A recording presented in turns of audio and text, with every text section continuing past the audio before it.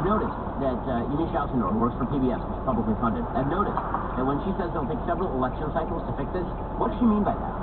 Do you think she means that, it'll take a few election cycles, don't involve Trump, or do you think that she means there'll have to be several election cycles where my preferred politicians win?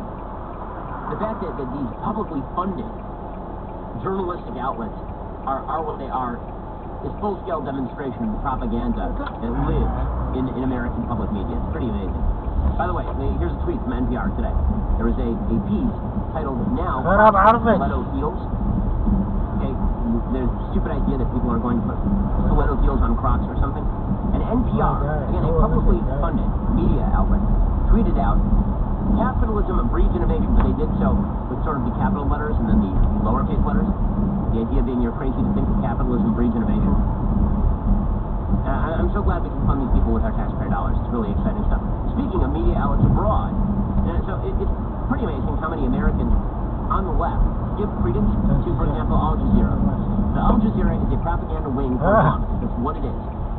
And yet, there are people on the left who will hear on Al Jazeera. You'll recall that I believe for a time Al Gore was working with Al Jazeera. Like he was working, I think Current TV worked with Al Jazeera.